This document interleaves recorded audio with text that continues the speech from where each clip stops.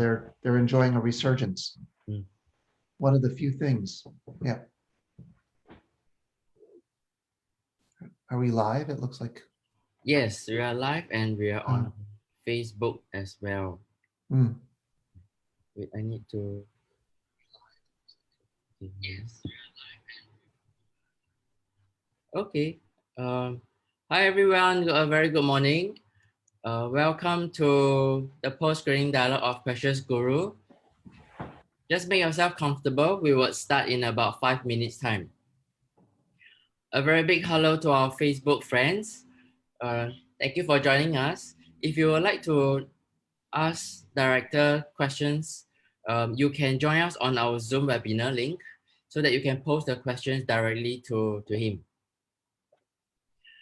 All 8 films have premiered over the past few days, and viewers can continue to watch all of them until tonight, Sunday at 2359. So after the dialogue and after our closing speech, please hurry and finish watching all the films.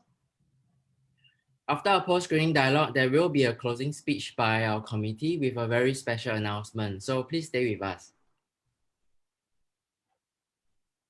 Yay. Oh yeah, we are live on Facebook.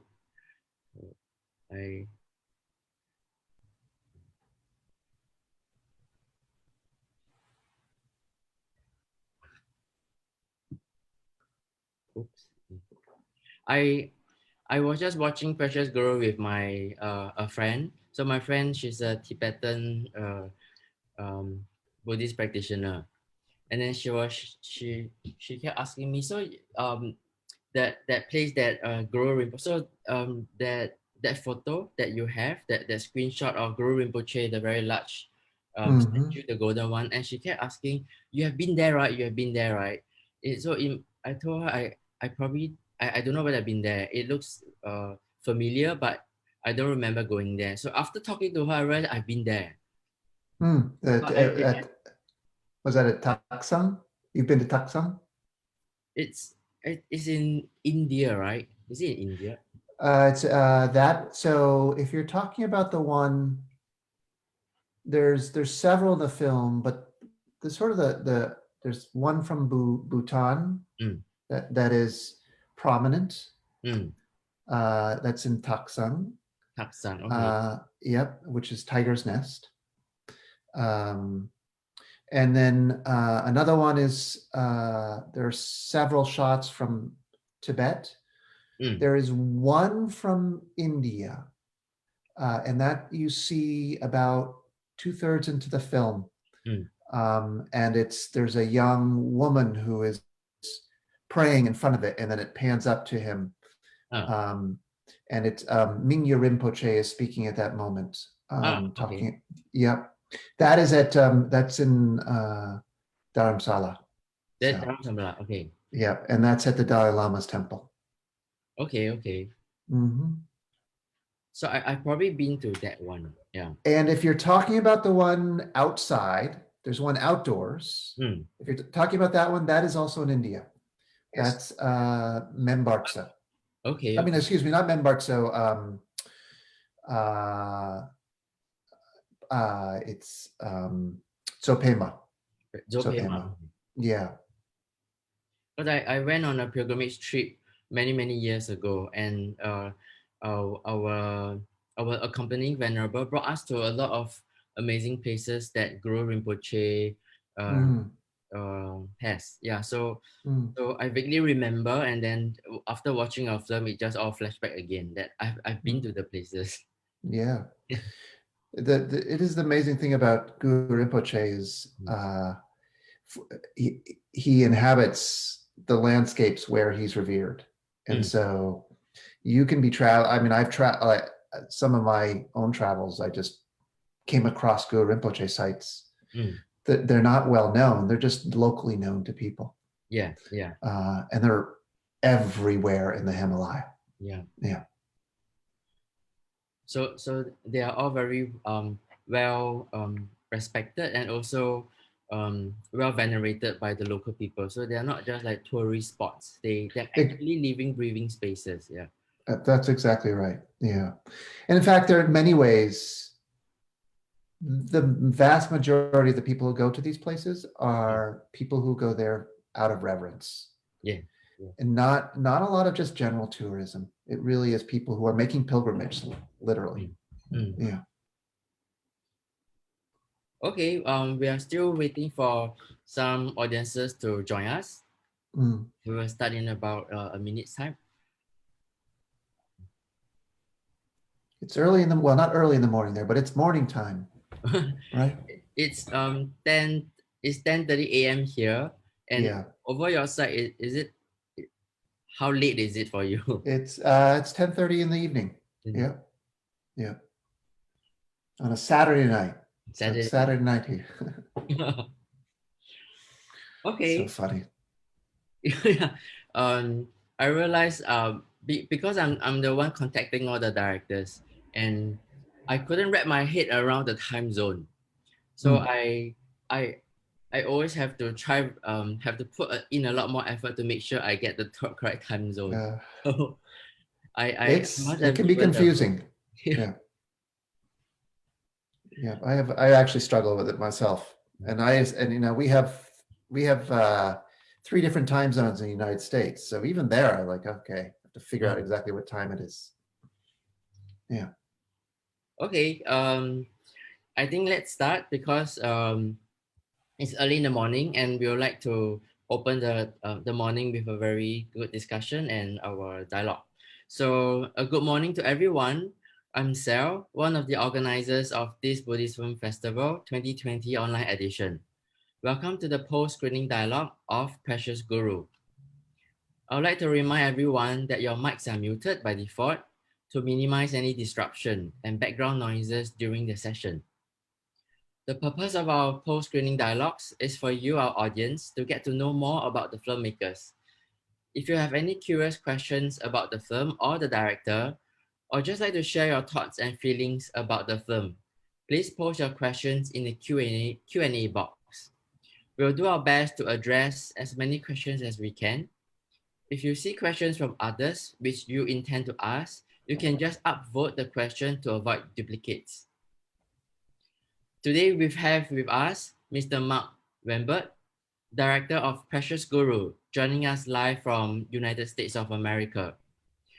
Marc Wennberg is the director of THIS Journey, a multimedia arts and storytelling organization based in Burlington, Vermont. Marc started THIS Journey in 2012 to be able to share the magical and profound story of Guru Rinpoche. In addition to running THIS Journey, Marc is a restorative justice practitioner and consultant. Without further ado, let's have a warm welcome to Director Mr. Marc Wennberg. Marc? Thank you, Sal. It's what a pleasure to be with you on the other time zone, other side of the earth, on the other. But I want to thank you and all the organizers of the festival. And I want to apologize to anyone who showed up about a week ago. That was my mistake. I just got the time zone wrong. But I'm glad to be here now. So thank you very much. Thank you, Marc. Thank you again for being part of our first online festival and making it possible for all our audiences in Malaysia and Singapore to appreciate Precious Guru during these unusual times. Yeah. So while we wait for our audiences to warm up, Singapore audience takes a bit of time to warm up to ask questions. Let me throw mine out first because we have watched Precious Guru a couple of times, and we do have a lot of curious questions to ask you personally. Okay. I understand that this is your first piece of work as a filmmaker, and the entire journey from the inspiration to conception to fundraising and finishing the whole project took you about 8 years. Please share with us how everything came into place. Yeah, so thank you, Sal. The first time I sort of got the idea, and it was the idea for THIS Journey literally came from the story of Guru Rinpoche. And the first time the idea came to me was when I was traveling in India in 2008. And I had slowly grown more and more intrigued by the story of Guru Rinpoche and the many different layers that are found in the story. So it really developed out of a love for the story, and not just the on the surface, but at the depths of the story, both the surface and the depths, and also, frankly, also a deep affection for the Tibetan people and what they bring to our world, and how invaluable what they bring to our world is. And so the idea began in 2008, and then I formed the organization Triptych Journey with the support of some close friends and colleagues, and then slowly recruited a group of artists to travel. And we actually made the production journey in 2013. Traveled about 15,000 miles in 8 weeks, starting in Mongolia, then to Nepal, to Tibet, to Bhutan, and then finally India.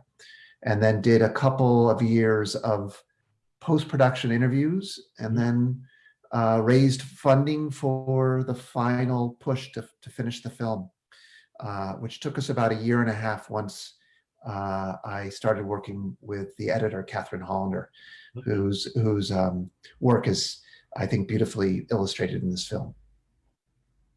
So the journey started in 2008, and then you had to set up your company in order to really dive into it. So during that period of time, what research and preparation work do you have to do for the film? I mean, traveling 15,000 miles is really a challenge. So how do you plan that whole process? Yeah, so did a lot of research about both the story of Guru Rinpoche and the sacred sites associated with his story. And so each country was its own research project. And so I learned a lot through the books of Keith Dowman, who's written several books about Guru Rinpoche and also the sacred sites associated with his life. And then I relied upon Glenn Mullen as well, who was on part of our production team. And then finally, travel tour operators who we contracted with to guide our specific day in and day out itinerary. And we were very clear about, the purpose of our journey. And so they basically structured our journey around a sequence of sites associated with Guru Rinpoche. Okay. So along this whole journey, what were some of the challenges that you faced? And then, yeah. So many challenges. And part of it is, doing my, as you mentioned, this is my first film. So there were it was a complete learning experience for me. The other challenge is that our production crew, we didn't know each other that well when we started. By the end of the trip, we knew each other very well. And there, when you're traveling so many miles all the time at high altitudes, it can get a little bit intense at times, and it got intense at times. But it was a learning experience, and it was, I learned a tremendous amount about filmmaking. I can't express enough gratitude for Ronen Schechner, who was the cinematographer who shot all the beautiful footage that you see in the film. And I learned a lot about myself through others, and that was a gift. It was a difficult gift at times, but it was a gift. No, I just want to sidetrack a bit, because your professional work has got very little to do with filmmaking. You're working as a restorative justice practitioner and consultant. So how did that link up to choosing filmmaking and using film as a medium to share your storytelling? So the whole idea behind Triptych Journey specifically was multimedia arts. And so the original concept was there were multiple artists on the trip. There was a writer, there was a photographer, there was a choreographer, and there was a filmmaker. And we recruited a team of multimedia arts because there are so many different ways to approach the story of Guru Rinpoche. It's a myriad of teachings, of stories, and they're all woven together. Yep. And so with the story this complex, the thought was to have multiple storytellers sharing their own experiences so that there's multiple ways in. And so when we first came back from the trip, we organized a series of multimedia exhibitions. Okay. That included film and photography and, and spoken word. And so that was our landing point. And then the last 3 years were dedicated to crafting the film. And I had a lot of support along the way, people who gave me invaluable pointers. And then I had a great sequence of crew who I worked with who are professionals in their craft. And so my role was to hold the story on some level. And for example, with Kathleen Hollander, her role was to help tell that story in a way that was compelling. And she's just, like I say, I can't say enough about her. And Vicky Hitchcock, who was our film consultant also, who's worked on many films. So her imprimatur is also on this film in a lot of different ways. So you all came together to present the story of Guru Rinpoche in a very unique way, because I noticed that you chose an interesting way of sharing his life. Other than just bringing us to the visually stunning places, you chose to narrate the story of Guru Rinpoche through the recollection of many interviewees, of practitioners and devotees. I think that is quite amazing. Yeah, thank you for drawing attention to that. I'll share very quickly that the first approach that I tried was with a narrator. Okay. But then in working with Catherine, and then even more importantly, recognizing that the true keepers of this story are the Himalayan people themselves. They're the story keepers. And they've kept this tradition alive for 1,200 years now. Yeah. And so we came to really feel that because they are the ones who have offered this gift to us today, their voices should be central to the film. Yeah. I also will tell you that Ani Bumchung, who is one of the principal storytellers, the nun who lives just above Sopema, we shot her interview the second to last day of our production shoot. And it was just chance. We showed up in Sopema. I struck up a conversation with someone in the hotel and said, who should we be filming here? Who should we be interviewing? And they said, you should interview Ani Bumchung. Wow. And so he took us up there and he served as the translator. And like I said, there were a number of interviews that you see that were it was just pure happenstance about who we encountered within a place at a given time. As far as the folks who serve as more analysis or teachers, those were post-production. The majority were post-production interviews that we set up after we got back. Not all, but most. It's almost like all the pieces, some of them really appeared spontaneously, to complete the whole story. Yeah. Thank you. Yeah, there's a lot of spontaneity there. It's very true. Okay, the questions are finally coming in. So let's take a look. Yes, I have Zhong Liang here. He's a viewer and he has watched many of the films. He would like to ask this question. It might seem the story of Guru Rinpoche sounds like a myth for some. What is your take on this? And what is the position of myth in religion? Is it important to differentiate myth from from reality? So I'd rather rely on something that, thank you for that question, that Keith Dowman shared in his interview. And there was a little clip of it, but basically he says essentially, let's set aside the story of the tantric practitioner who traveled across the Himalaya and and there are grains of truth in that historical narrative. And then goes on to say, to the myth that he's become, which is a timeless representation of the here and now.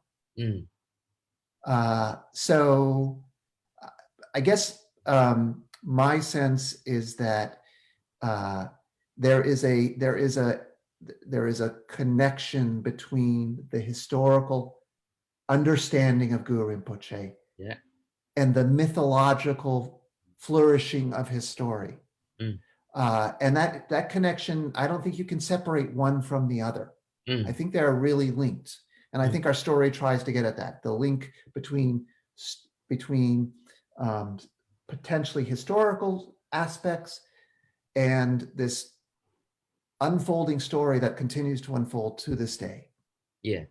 And so I connect to the mythological aspect, but I couldn't connect to that mythological aspect if there weren't these historical traces of him.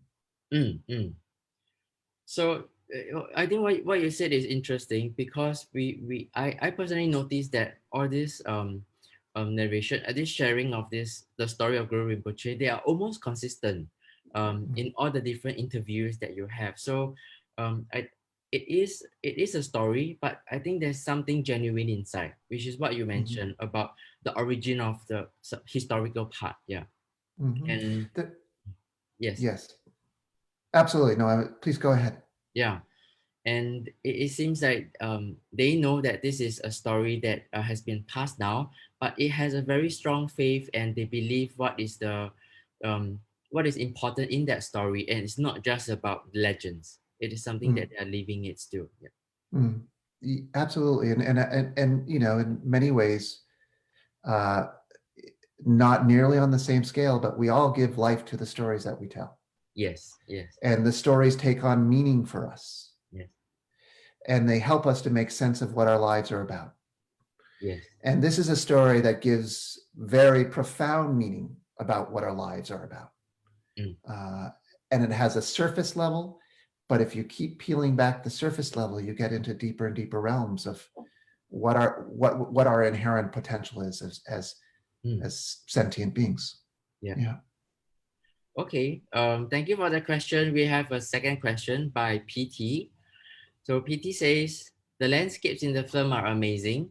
Do you enjoy yourself looking at the landscapes while filming, or it becomes the same after long periods of filming? Very good question. So I would say that the awesomeness of those landscapes overwhelms the everyday experience of filming. Which doesn't mean that you still have to see things through the lens of a camera. And I relied on Ronen tremendously to both see the big picture and at the same time look at it through a small lens. Some landscapes spoke to me more than others, and it probably had more to do with the space that I was in personally at that given moment than the landscape itself. But like Chimpu, or Chimbuk, as Glenn Mullen calls it, there was just something magical about that air and the birds and the quality of the climb. And then Drakirpa, which is the prayer flags. It's hard. I mean, we do our best to capture the scale of those prayer flags, but it's hard to do, frankly, because it's just so huge. And in fact, when I was, researching where to go, one of the amazing facts about Drakirpa is you could actually see those prayer flags from satellite imagery. It looks like a spider web on the landscape. Yes. Wow. Okay.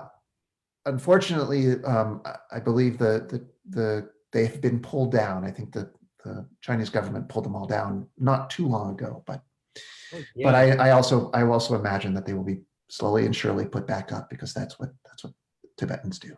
So. Wow. Okay.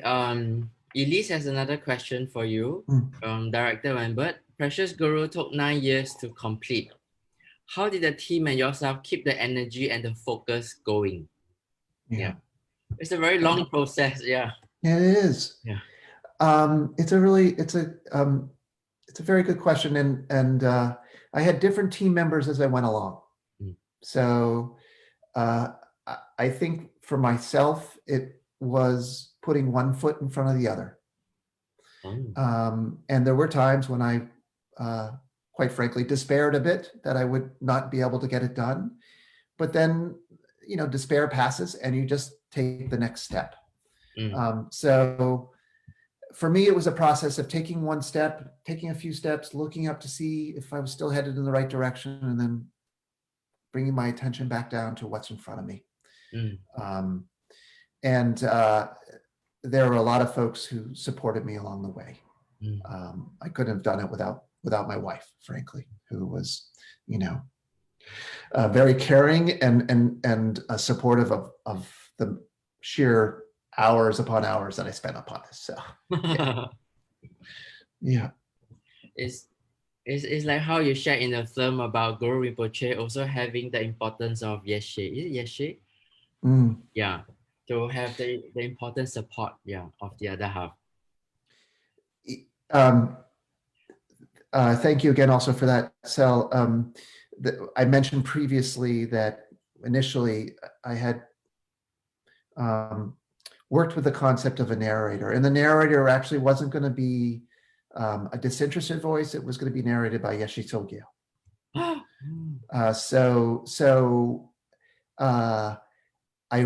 It was very important to me and the people who I was working with that her voice be so as front and center as possible, because she's so central to the story.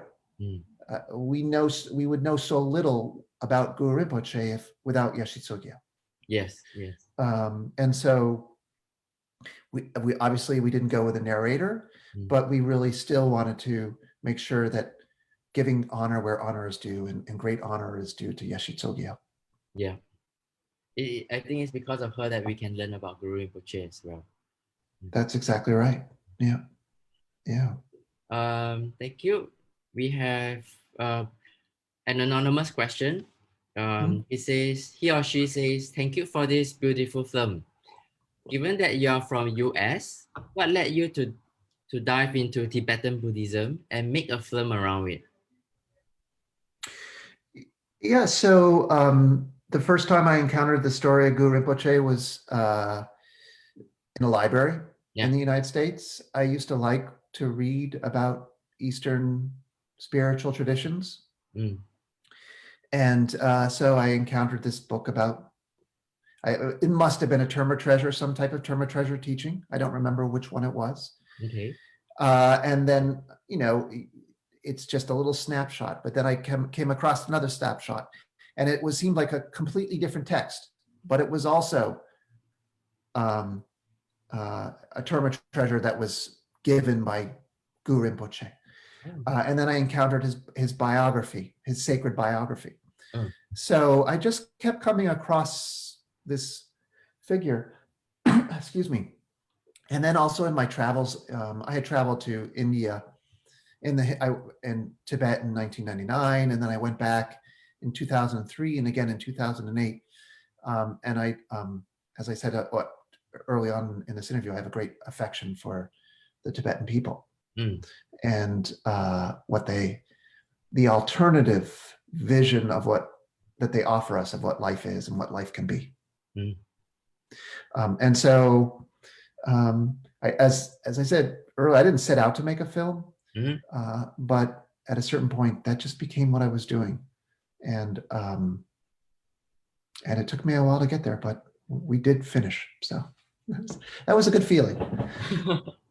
So this whole process, this whole journey, is it like a pilgrimage for you, and also a journey for you to discover yourself? I would say absolutely yes. I didn't realize I was setting out on a pilgrimage when I started, but I am certainly not the same person I was when I began the journey, and I'm grateful to the people I've met along the way. Mm. Yeah. So PYH has a question. So how has Buddhism influenced your profession as a restorative justice consultant? That's a really good question. When I do restorative justice dialogues, they are potentially filled with conflict, Yeah. and hurt and strong emotions.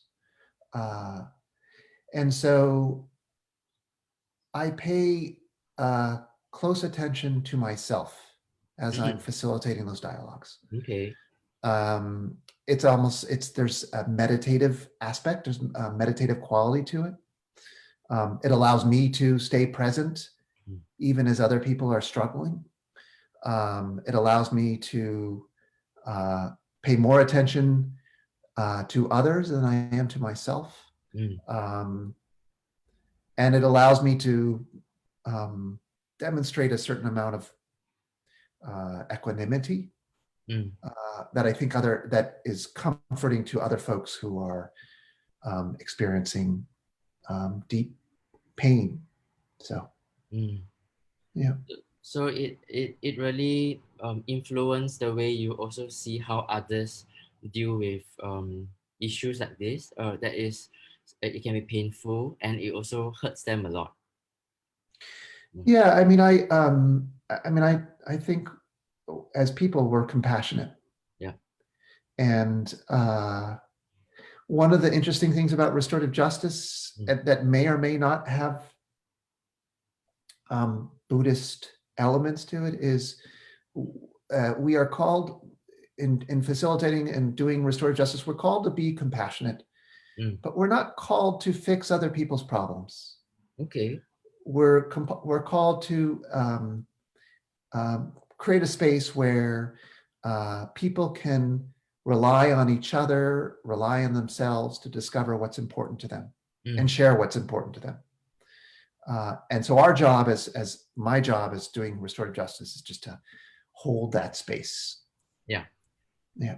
I think the holding of space for all parties is very important, and for you to be involved and to be leading the process, it is important for you to also know about yourself.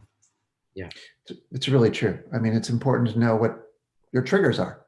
Yeah. So that you're not injecting yourself into other people's problems, because everyone already has enough problems as it is, so they don't need any more. Yeah. Thank you for sharing that and about what you do, because it's also something very new for us. Yeah, about restorative justice work. Yeah. Okay. Another question about the film from Boon Liang Chan.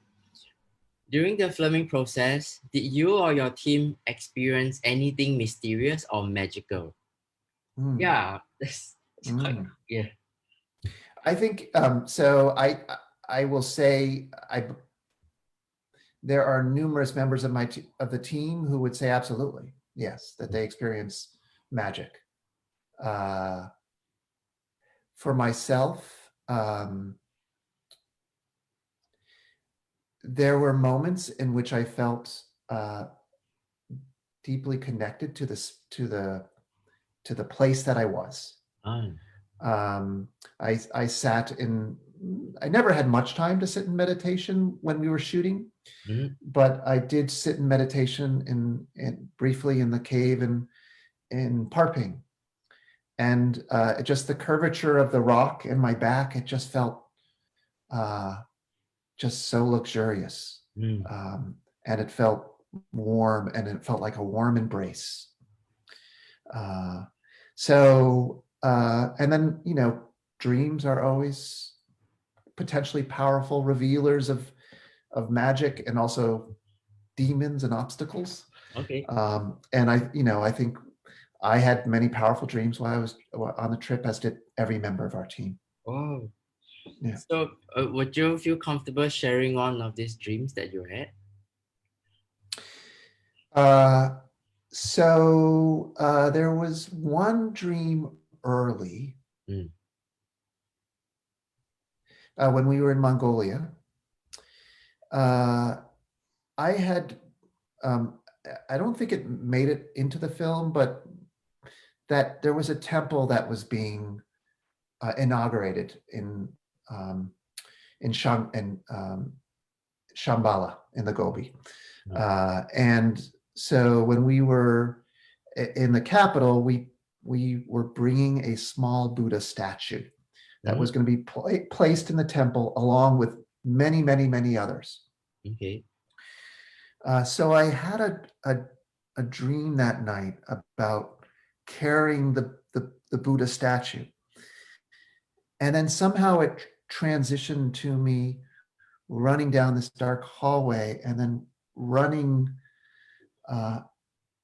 through this door and just into this basically vast space.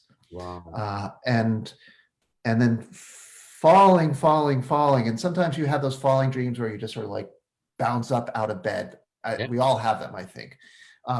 This one I didn't like, I just sort of landed and I just, I can't tell you anything other than the fact that I was like, my tongue was pushing up against the roof of my mouth. Like it was almost like an acupuncture point. And I just felt energy flowing through my whole body. So wow, there you go. Yeah. Thanks for sharing about this very intimate dream. Yeah, but probably too much information for the Singapore audience at 10:30 in the morning, but there you go. No, we're all very curious about you as well. So thank you for sharing so openly about your dream experience. Yeah. Okay. We have another question from Anonymous. So Director Wennberg, you have done a brilliant and amazing work in your first film, Precious Guru. Do you have any plans for your next project to continue on this discovery? I have a couple of ideas, and thank you for the nice praise. I'm very interested in the connection between people and landscape, which is so important in the story of Guru Rinpoche. That his story literally comes out of the landscape, and so I'm interested in the Amazon River, and it's the length of it. It's one of the longest rivers in the world. It's 1/3 of all the fresh water in the world flows through the Amazon. Yeah. And there are countless people who live next to that river, who I trust and believe have stories that connect them to the river and connect the river to them. So that's a curiosity of mine. Okay. So it will bring you to another part of the world, very far away, please. Yes. Yeah. Okay, thank you. There are a few more questions. So this is a question that I'm also curious about. Film music and scoring is an important part of a documentary. And we noticed that on top of the traditional Tibetan music, you introduce country-style music as a main score. What inspired you to do that? Yeah, so it's actually the type of music is called bluegrass. Bluegrass, okay. Bluegrass, and it comes out of it. You know, it has a deep traditional roots in the hills of the Appalachian Mountains, which are sort of stretched down into the south. Excuse me. And so there's something about, as Peter Rowan says, the musician in the movie, that music comes out of the landscape as well. Oh. And so it is deeply connected to people and landscape. So that was one thing. The second thing was it has a certain energy. There's a lot of movement in this film. As you see, we were going. Yeah. And so that the energy that is it part of that music propels us from one scene to the next. Yes. So that was important to me. And the third thing is it's music that's also recognizable to a Western audience. Yes. So it's a way to draw a Western audience in as well. there's there's tremendous music out of the Himalayan, great Himalayan musicians, but we wanted to create a different feel on some level. A lot of the sounds that you hear, the chanting, the drum beating, and all those things, those we all recorded on our journey. So that was recorded by Sarah Brutzman, and they're just sound recordings from nunneries, monasteries, single musicians who were playing, and again, they were just chants encounters.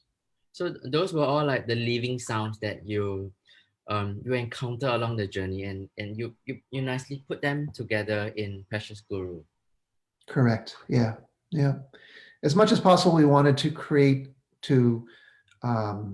provide a feel for these places, and sound is very important to feel. Yeah.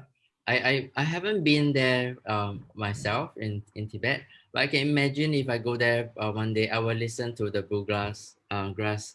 Yeah, because it's a very nice blend. Yeah, and it's very comfortable. Yeah. Okay. We have about 5 more minutes left, and we have about 3 questions, so we'll try and finish all 3. Yeah. I'll make my answers brief. No, it's okay. We have time. Okay. PYH has a question.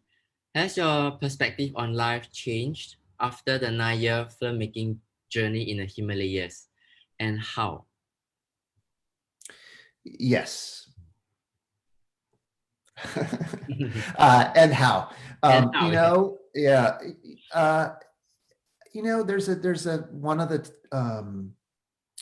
one of the teachings that of Guru Rinpoche that is part of the film is towards the end, and it's talking about disturbing emotions. And if you look into disturbing emotions, they tracelessly subside. There is some real truth to that. And I experienced a lot of disturbing emotions on our production shoot, just because it was challenging. But it was also a great opportunity to practice. I think with practice also of anything, you develop practice muscle, and so you get better at it. And so I feel like that was a unexpected gift from this trip. And I do recall you have many verses or quotes of Guru Rinpoche scattered along the whole. So you're referring to one of the teachings right at the closer to the end, right? Correct. That was one of the quotes, one of the teachings from Guru Rinpoche. That's right. Thank you. Okay. Here. PT has one. Okay, so I'll finish these 2 questions. PT has a question. Did Marc discover something about Guru Rinpoche, the tradition or the teachings during this project that he wasn't aware of?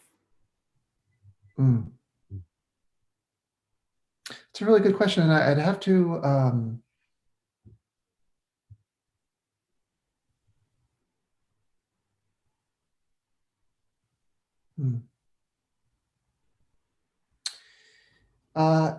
so maybe it is about like the difference between when you research it and then when you see it in person when you're in the journey. I think so there's certain things that come to mind. One is that we told the story in a certain linear fashion. He was born, he went here, he went there, he went to Tibet, he flew to Tuksang, and then eventually he flew to the south. There are so many different linear stories of Guru Rinpoche, and they're not in alignment. So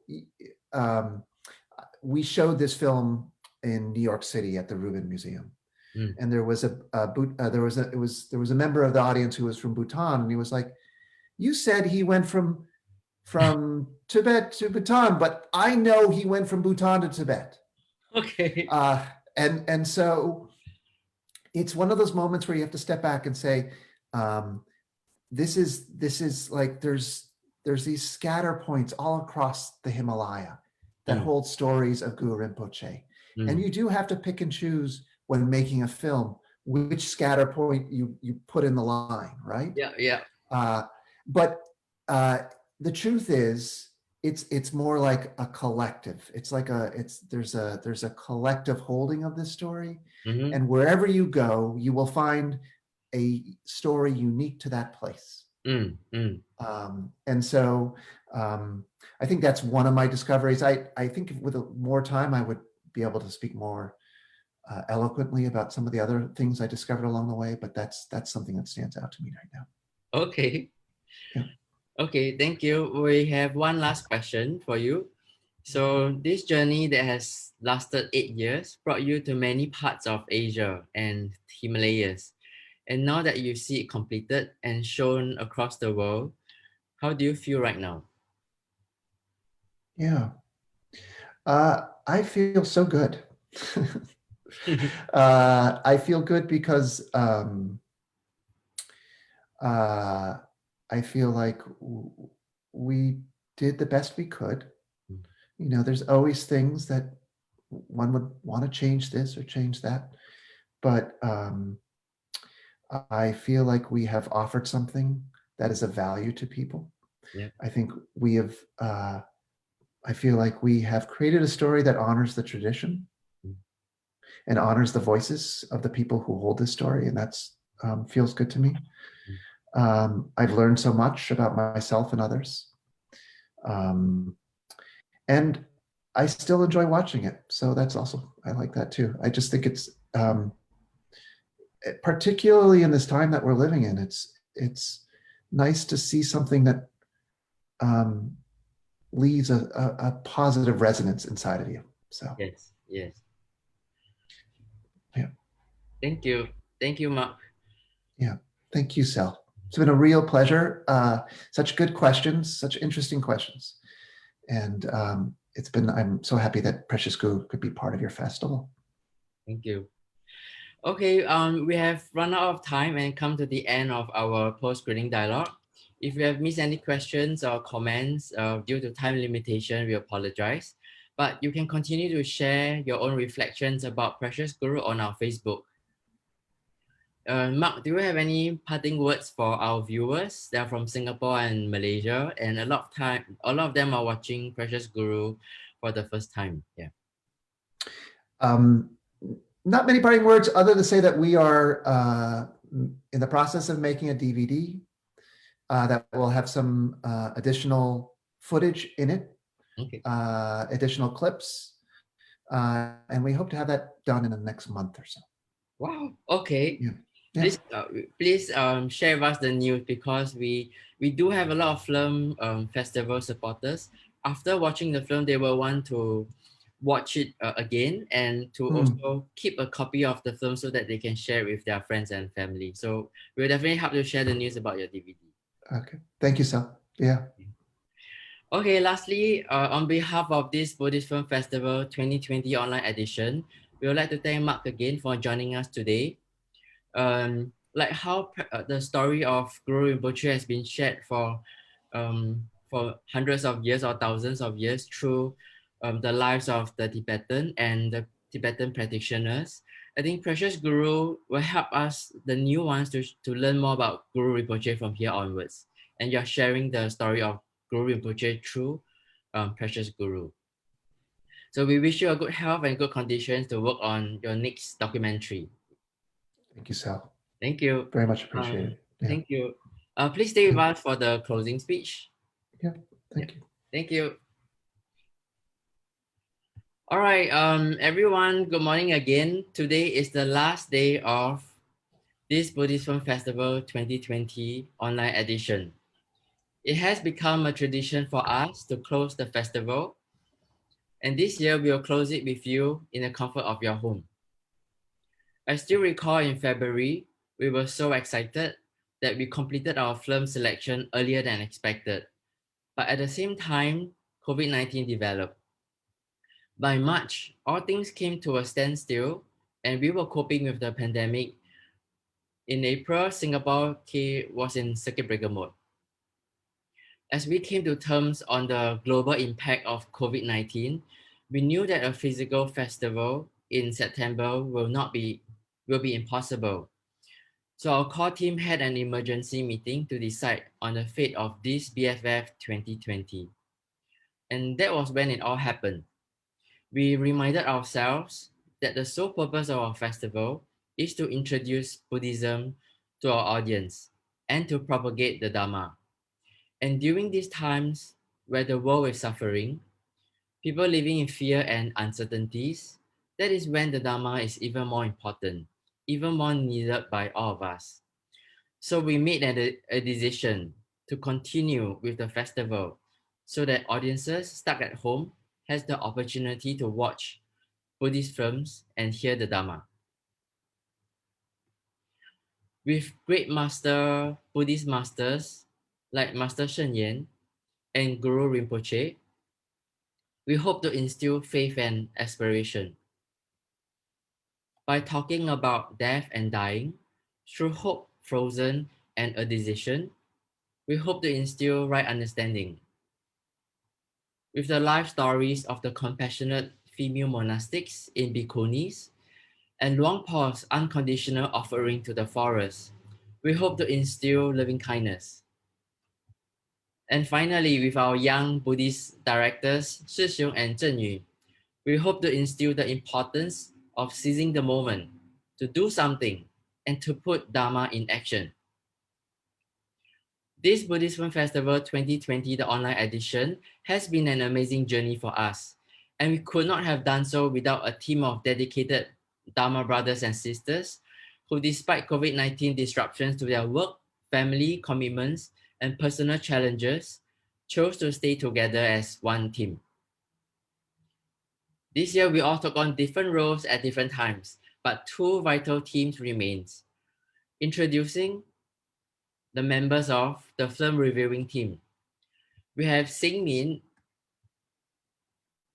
Where's Sing Min? It's John.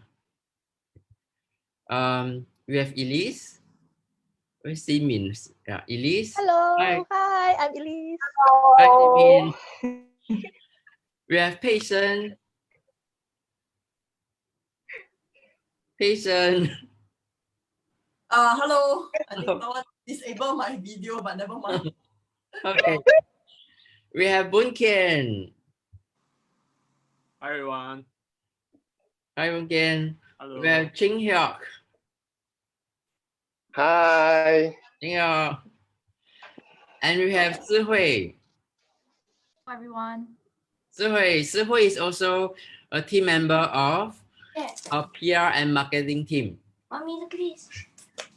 Together with Pamela. Hello. And Elaine. Hi guys. Thank you for your support. Well, not forgetting our film festival consultant since the inception of festival, Sui Ling, but she's unable to join us here today. And finally, to hit and to complete our team, let's welcome our chairperson of our festival, Hui Kim. Hi. Very good morning, everyone. My name is Hui Kim. I'm very glad that we're able to present the festival this year with this amazing group of volunteers. And to close off this year on a high, I just want to share some statistics with everyone.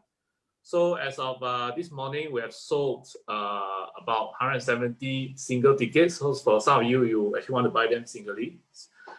55 festival bundles and more than 1,000 festival passes. So thank you, everyone. Thank you very much for your support. Really appreciate it. And we also want to show our deepest gratitude to our long-term supporters and partners who have been supporting us every step of the way since 2009 when we first started our event. So NKC Temple for your generous donation. We also have some other donors, but they want to be anonymous. Our festival graphic and website designer, Joan.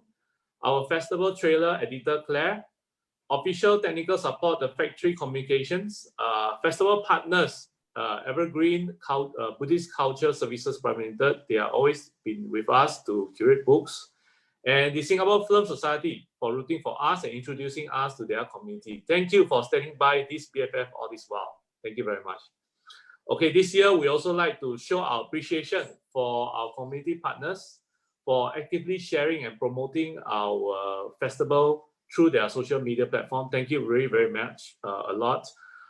Particularly, we want to highlight our friends from Malaysia, our new partner, Metta Lodge Pusat Buddhist Johor, and our fellow Dharma brothers and sisters connected with Malaysia who help bring our festival across the causeway by sharing our news in Malaysia and bringing everything into our homes, our new audiences in Malaysia. A big thank you to Sistik and their committed team, Joe, Sandy, Linda, and Danny for getting the show going.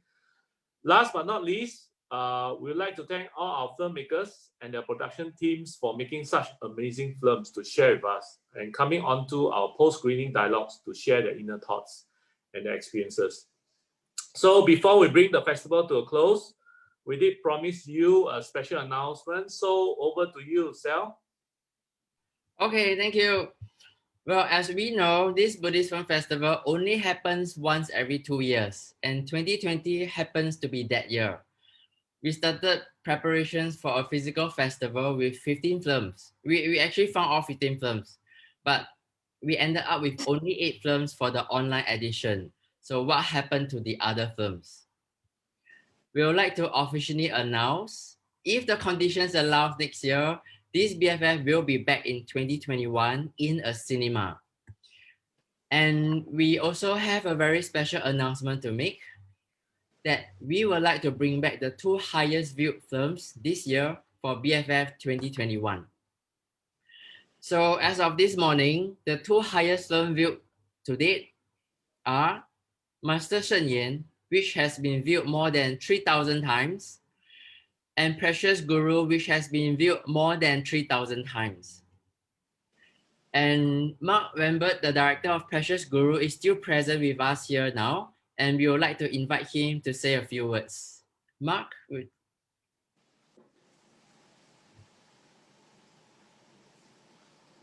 Hi, Marc. Yes. Hi, thank you, Sel. That is such exciting news, and I'm so grateful that Precious Guru will be seen on a big screen, because as you all were able to see on your televisions, that these are awesome landscapes, and it's a different experience in a cinema. So I'm so happy. I'm grateful that Precious Guru will be part of 2021's festival, and I hope we are all living in much better conditions then. So thank you. What a great honor. Thank you. Okay, Yeah. thank you, Marc. Thank you, PK. Yeah. Thank you, and we certainly hope that the conditions will be conducive for us to watch Precious Guru on a cinema screen 1 year later. Yeah. Okay, so with this, we've come to the end of our closing event, and we hope you have enjoyed our selection of films this year. From what we know, all our films have been viewed about 20,000 times so far. So you can have from now till midnight tonight to continue to watch all the films. Share with us how you feel about our festival and films by filling up the survey form, and connect with us on social media. You know, we are now preparing for the next festivals. Do introduce your friends to our social media and get connected with us for latest updates. We wish everyone good health, conditions to learn, practice, realize, and share the Dharma. So see you all in 2021. Thank you. Bye. Thank you. Thank you. Bye-bye. See you in 2021. Everyone. Thank you, Marc. Thank you, Sel.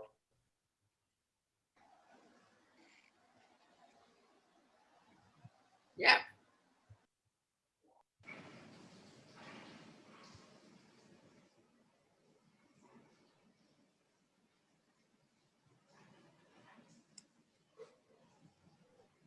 Take picture. We haven't taken picture. Suhoya, can you help us to take a picture? Yes, are we taking a photo here? I still see attendees around.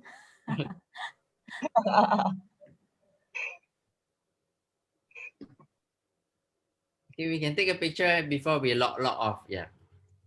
Okay, but I think we can leave the survey link for a couple of seconds, and then we can do a transition to Okay. yeah, to stop the sharing of the screen, and then we can take a photo.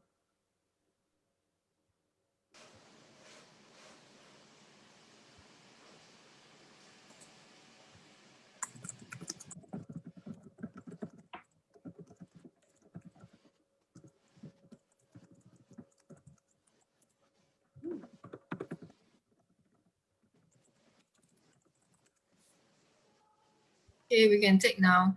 Okay. Okay. Pillow. Okay, I need you all to smile for 5 seconds, starting now.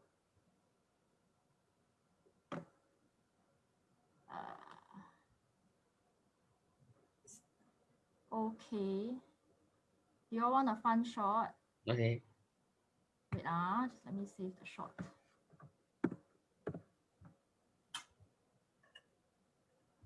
Okay, let's do a fun one. Okay, 1, 2, 3. Okay, good. Oh, breaking one is cute. Breaking one. Breaking 在做什么? Yeah. Yay! Thank you. Okay, well Thank you, done. everyone. Bye bye. Bye bye. Bye-bye. Bye.